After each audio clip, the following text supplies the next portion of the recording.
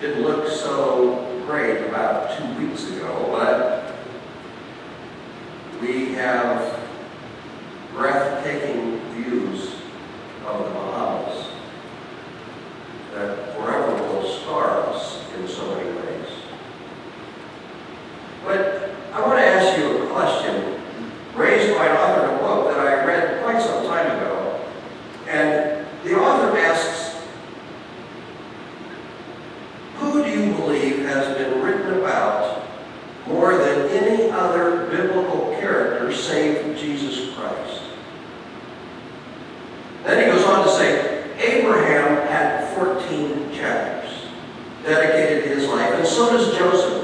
Jacob had 11, Elijah has 10, but there is one that's so far above all the others, and that's David. 66 chapters really dedicated specifically to David, and that doesn't count the 59 references about David in the New Testament.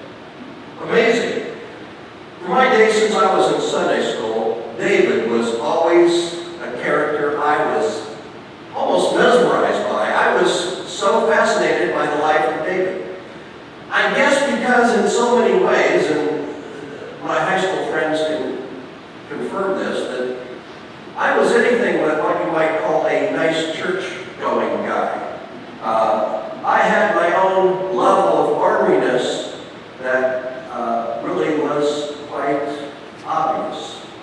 Gave my parents a lot to worry about, and my mother a lot to pray about. But nonetheless, the thing I loved about David was, when you read the Bible about David, it tells the whole story. It doesn't try to gloss it over or cover it up. It shows David not only in his kingship role, but also in his sinful way of operating, even when he was king. It shows David making all kinds of challenges and mistakes, but also in one way, the thing that really stood out for me was David always, even in the most dark times in his life, had a heart for God. So over the next few weeks, I wish to lift up significant slices from the life of David that will be our fall 2019 kind of menu for the next few weeks. Now I ask you, I read that I need to ask this, so I will. I ask you to keep coming, to not to miss any of these slices of David's life, and bring some friends so that we can share in this way of looking at things together. I think of David because I'm convinced that his life, as he lived it, has so much to say to our lives and the way we live our lives right now in this day. I like to call this one, between David and Goliath, the rock star and his greatest hit. Oh, you remember how it all came to pass. The Philistine army, led by this incredible giant Goliath, they were out there, they were laying siege to the Israelites. Nowhere to run, nowhere to hide if you're Israel. So Goliath comes up with this idea, and it was one that was used in those days every now and then. It was that you would find a representative to do battle for you. They would send in their representative, and whoever won was declared overall victorious over the whole thing. It was, in a sense, saving a lot of bloodshed, a lot of hurt, and a lot of mayhem. And if the person won, then their army would be declared victorious, and the other army would be declared vanquished. And all the spoils would go, of course, to the victor, and they would then take what they wanted. So, Goliath would represent the Philistines. There he stands. I mean, this is a giant guy. Now, saying to the army of God, maybe you could represent it, who would want to go out and fight this giant? And kind of like raise your hand, and nobody was ready to go. Yet David, little David, volunteered to go out and fight Goliath. Yet David, when you looked at him, you could see that this whole thing was absurd.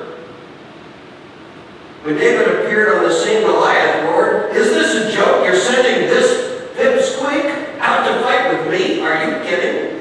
Well, I'm going to devour him like an animal devours his prey." David, on the other hand, was a bit more humble in his pre-game interview. He simply said, "I come in the power of the Lord, the same God who delivered me from the jaw of the lion and the paw of the bear will deliver me from Goliath." Now, what happened, we gained a vivid reminder of what an awesome God we serve. We serve this God who was always redefining reality. David didn't have a chance. At least so it seemed. Our God is always taking people who think they're losers and turning them into winners. Our God is always taking the weak and making them strong, taking the least among us and making them the greatest. Our God is always taking ordinary people and using them to do extraordinary things through them. Our God is an awesome God. This awesome God is always ready to give us whatever power we need to be his instrument in the world, to face all the Goliaths that might be out in front of us. I want to share two principles that I think really come out of this story. Principle number one is we need to be open to what this awesome God wants to do in our life. In other words, we need to be available. We need to be available to God. God cannot lead us into a victory in life if we are all closed in, if we all hold back, if we all think, "Oh my gosh, I can only really move in the ways I need to move and want to move. Really need to be concentrating on myself and those that are close to me. I can't look out any further." God's saying you need to be available. Now, there were those who said to David, "Hey, you shouldn't even be here. You weren't even old enough to be in the army. What are you doing?" His own brothers tried to talk him out of it. King Saul tried to talk him out of it. "You can't go against Goliath. You're so young. He's an experienced warrior. Are you kidding?" It's true, Goliath is such an imposing figure that the Bible actually describes him in exact detail. The Bible says that his height was 6 cubits and a span. Now, a cubit is the distance between the elbow and the tip of the middle finger. Well, about 16, 18 inches. And a span is from the thumb to the forefinger on the side, about 8 inches. Goliath then was more likely about 8.5 or 9 feet tall.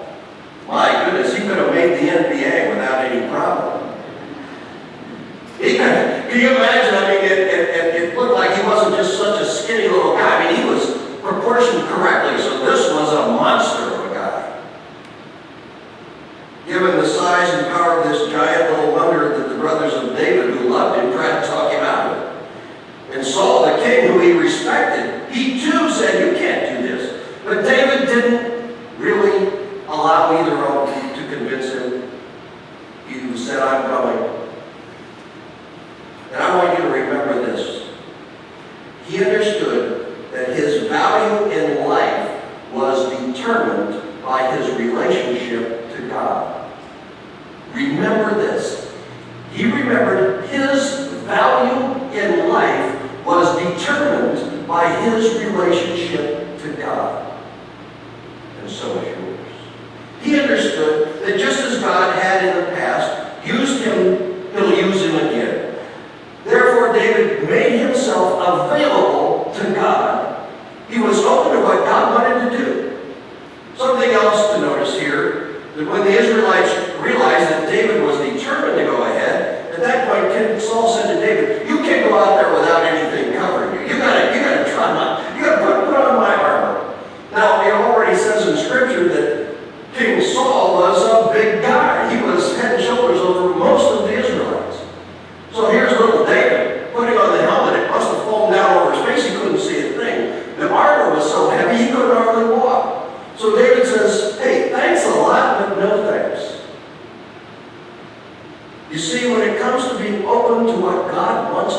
do in life, we can't try to be something or someone we aren't.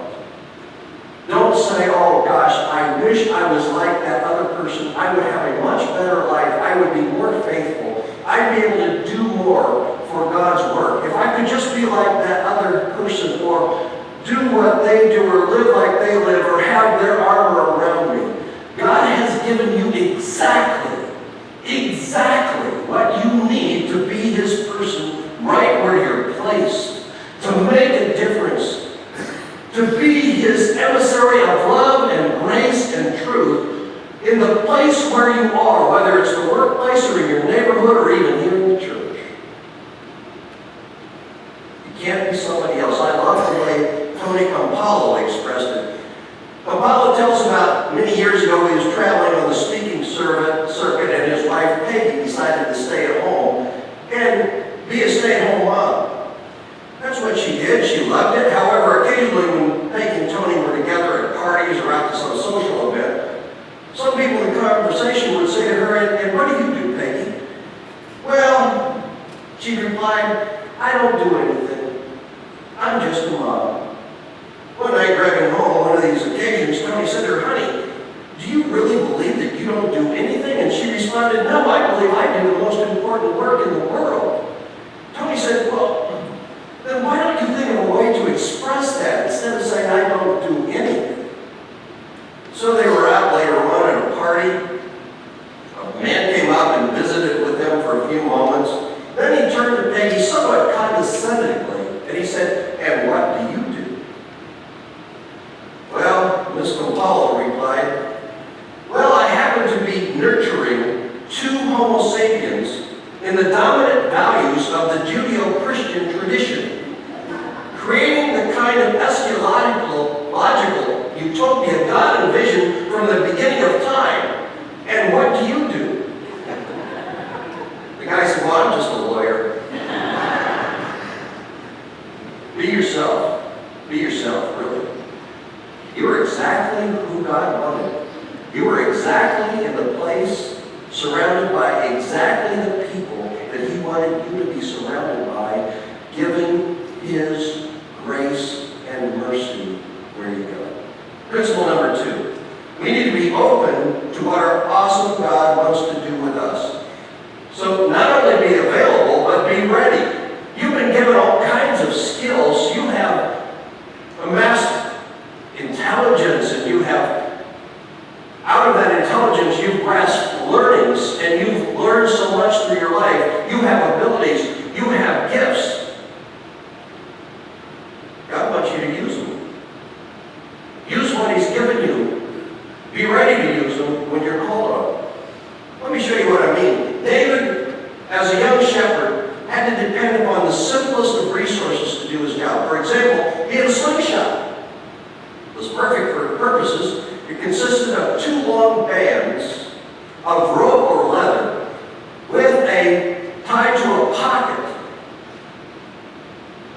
A rock, stone was placed in that pocket. The 2 long bands were held together at the end by one hand, and then the whole thing was twirled above the head until just at the right time when the right velocity was reached, and one of the bands was let go, and the stone would fly out perfectly and hit the target. David had gotten to be an expert at that. Now, he told that he used that slingshot to kill both a lion and a bear when those animals were threatening his flock. You know, when I was in Israel, you know how I never will tell you, I always stop and ask people where they're from, what they're doing. And I saw one time we were on this road, it was on the way to Jericho, and I saw this band of Bedouins, and they had some sheep, and one of them had what looked to me like a slingshot. Now, they had more modern instruments as well, but I asked him about that, and he said, yeah, I've gotten pretty good at it. And it's one of those things where I guess almost like a hobby, he has taken up his slingshot, and he's really honed it down to be pretty good with its accuracy. Well, David had to use it. It was the only weapon he had, so he had to be very good at it. So when he says God wanted him to go against Goliath, he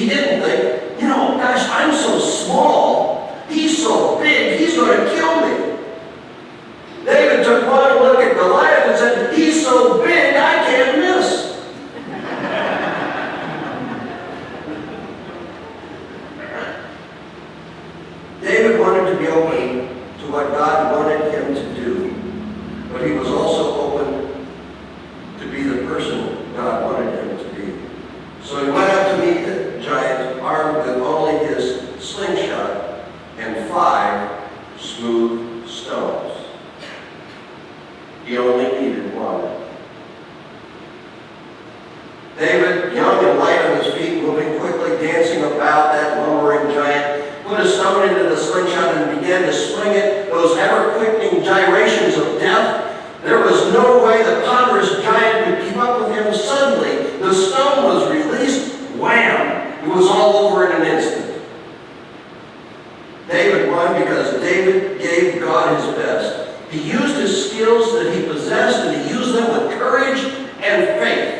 As a result, God used him to save the Israelites, and God is ready to use you too. To think of a perfect illustration of that truth, Dr. Evan O'Neill Kane. I don't know if any of you have ever heard of this name. He was a surgeon at the Summit Hospital in New York City. Came out of Philadelphia, went over to New York. He became involved in a controversy. You see, he believed that local anesthetics was better than a general anesthetic to knock somebody out. Use a local anesthetic for many operations. You save the patient from a lot of projected risks that might be given when you give a general anesthetic and the person is completely out. He believed that local anesthetics used in the proper way for the proper procedures would be much better. Well, this argument went back and forth. The only way it was ever going to be proven is if you find somebody willing to give it a shot. Well, a volunteer was found. The operation was performed at Summit Hospital. The surgeon, Dr. Evan O'Neill Kane. The case was an appendectomy.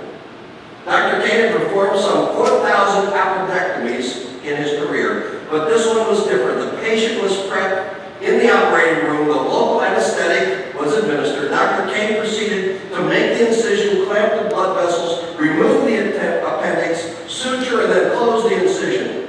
It was noted that the operation was successful and the patient only felt minor discomfort.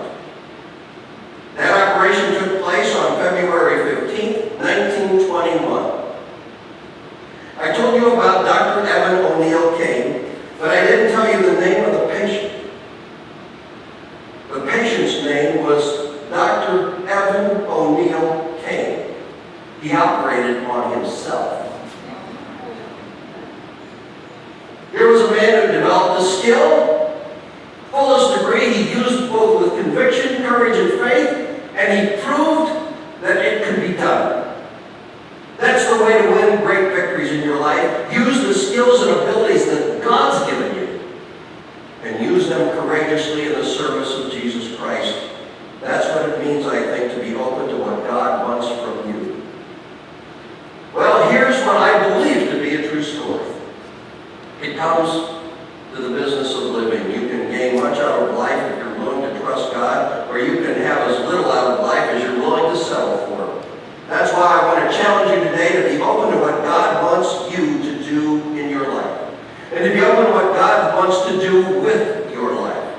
Give God the best that you have and the best that you are, and great things will happen. Be available and ready, and give God the glory when good things do happen. Here's what Beth Moore says: no giant will ever be a match for a big God with a little rock. Here's the way I like to say it: you and God together can defeat any Goliath that you'll ever encounter. Again, here comes that true story, I believe. It happened in France, in Normandy, during the invasion in the Second World War. Fierce fighting occurred in those days after D-Day, landings and bombings. At one point, 2 young GIs saw their best friend gunned down. When at last the fighting stopped a brief time, they managed to retrieve the dead body of their friend, and there was no place to bury him right there. And so they carried his body into the village. They again saw no place, but they did see a cemetery, so they went and knocked on the door, and a priest came, and they said, could they bury their friend in the cemetery? The priest said, no, I'm sorry. This is consecrated ground, and only members can be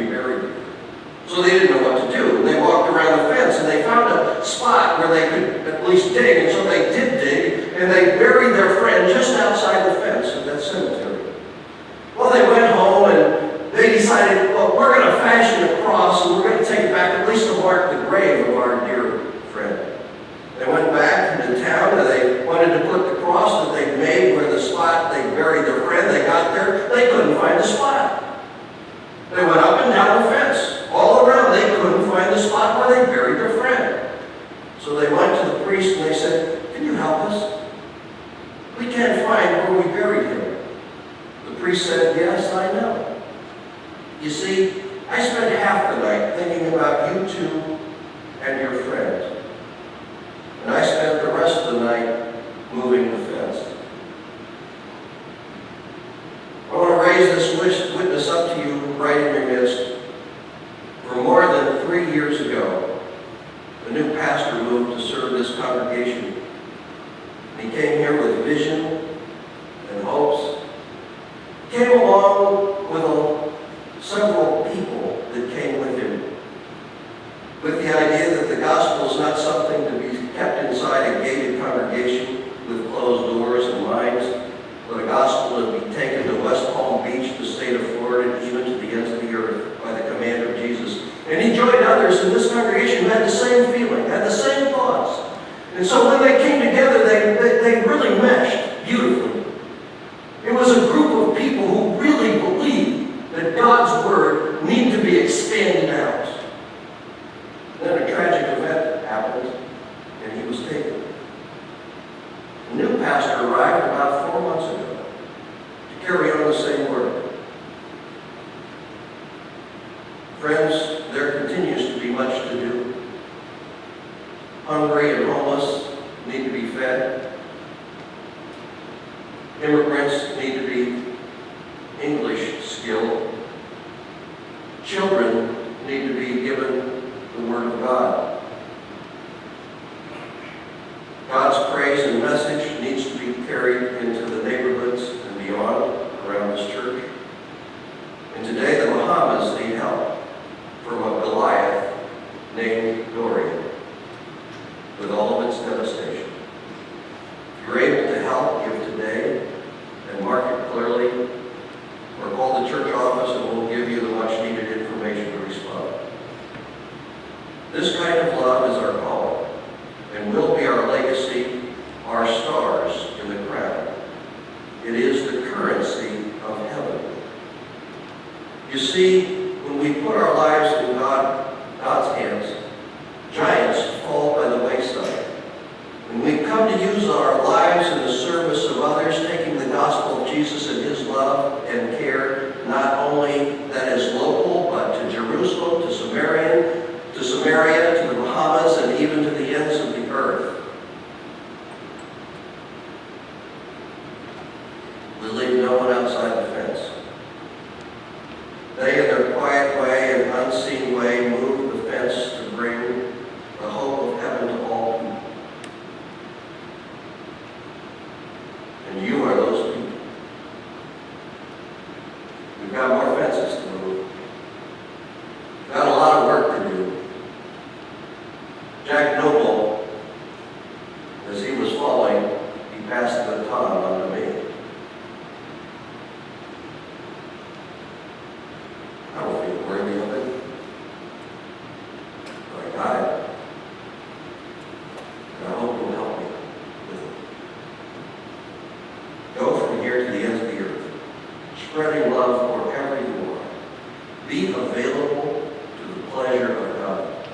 And be ready to live for him now, and then to hear the pronouncement of God's word, that we pray will be the pronouncement and the benediction on all of our lives in a most glorious setting in heaven. Those who bring heaven into the lives of others in the name of Jesus, we all pray to hear these words. Well done, good and faithful servant. Well done. I know Jack heard it. So have many of you who've known people and lost them along the way. Let us pray.